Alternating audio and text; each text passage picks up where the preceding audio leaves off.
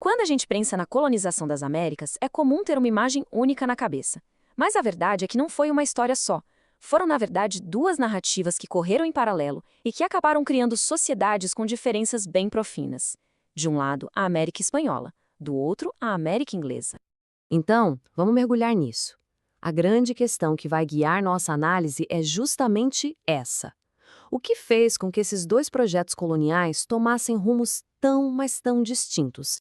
E para a gente conseguir entender essa divisão, vamos focar em três pontos-chave, três pilares. Primeiro, como a sociedade foi estruturada. Segundo, a forma como lidaram com os povos indígenas. E, por fim, o papel que a religião e o conhecimento tiveram na formação de cada colônia. Começando então pela sociedade. Aqui a diferença é gritante. De um lado, um modelo que se baseia na mistura e na hierarquia. Do outro, um que se baseia na separação e na exclusão. Na América Espanhola, o que se formou foi uma sociedade bastante complexa, sabe? Composta por europeus, indígenas, africanos e, claro, os mestiços. E todos eles estavam inseridos numa hierarquia social bem rígida. Já na América Inglesa, a tendência foi outra. Foi a de criar uma sociedade de colonos que mantinha os outros grupos, principalmente os nativos e os africanos, mais à margem. E tem um conceito que é fundamental para entender a América Espanhola: a miscigenação. Essa mistura de raças não era só um fato social, ela era a própria base de um sistema de castas. A origem de cada pessoa definia seu lugar na sociedade, e existiam até nomes específicos para cada tipo de combinação. Mas olha que interessante, essa estrutura não era tão estática quanto parece.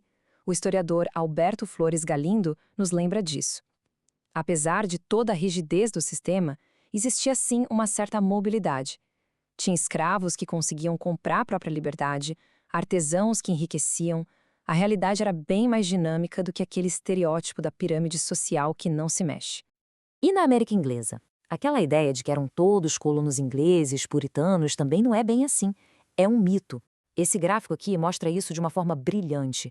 Em 1775, bem pertinho da independência, 2/3 da população branca não eram de origem inglesa. Eram alemães, escoceses, irlandeses, gente de várias partes da Europa que estava ali buscando uma vida nova. Agora vamos para o nosso segundo ponto, que aprofunda ainda mais essa diferença: a relação com os povos nativos. E aqui as abordagens foram praticamente opostas. Os espanhóis criaram uma coisa chamada reduções. E o que era isso? Eram basicamente aldeias planejadas onde os indígenas eram obrigados a viver. O objetivo era bem claro: controlar essa população para facilitar a conversão religiosa, a cobrança de impostos e, o mais importante, organizar a mão de obra forçada. Então, o ponto central aqui é que o projeto espanhol, ainda que fosse extremamente explorador, se baseava na ideia de incorporar o indígena. Eles seriam a base trabalhadora do império, sabe? Formando uma sociedade paralela, a tal República dos Índios que existia para servir a República dos Espanhóis.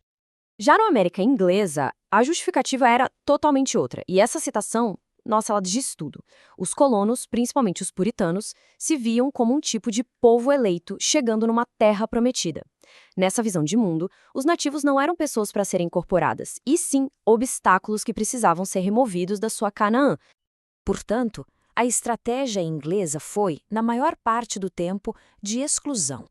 A história da expansão deles é uma sequência de guerras, de tratados quebrados e de deslocamentos forçados. Não havia um projeto de integrar os nativos na nova sociedade. O objetivo era a terra, e os indígenas, bom, eles estavam no caminho. Isso nos leva ao nosso terceiro e último pilar de comparação, o cenário da religião e da educação, que foi o que realmente cimentou as diferenças entre esses dois mundos que estavam se formando. Na América Espanhola, a coroa impôs uma unidade religiosa. O catolicismo era a única fé permitida. A igreja e o Estado andavam de mãos dadas. Agora, nas colônias inglesas, o que a gente vê é um cenário completamente diferente. Uma pluralidade de fés protestantes. Puritanos, quakers, batistas, que às vezes conviviam em paz e outras vezes se perseguiam. Era um ambiente de muita diversidade e também de muito conflito. Essa linha do tempo aqui é muito, muito reveladora. A Espanha, bem cedo, em 1551, já estava fundando grandes universidades controladas pela coroa, como a de São Marcos. O foco era formar a elite que ia administrar a colônia e o clero. Já nas colônias inglesas, o ensino superior demorou mais para aparecer e foi impulsionado pelas próprias comunidades religiosas, como Harvard e Yale, que nasceram para formar pastores e líderes locais. Mas por que essa diferença na educação? Uma das chaves para entender isso está no protestantismo. A crença de que cada pessoa devia ser capaz de ler a Bíblia por conta própria criou uma necessidade muito prática e urgente de alfabetização.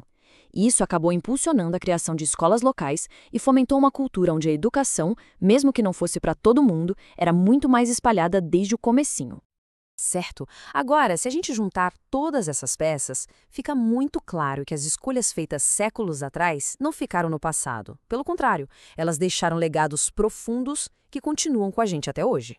Este quadro aqui resume de forma bem direta os dois modelos que a gente analisou. De um lado, uma sociedade hierárquica e mestiça, que incorporou os nativos como mão de obra, tudo sob a unidade da fé católica e com uma educação voltada para a elite.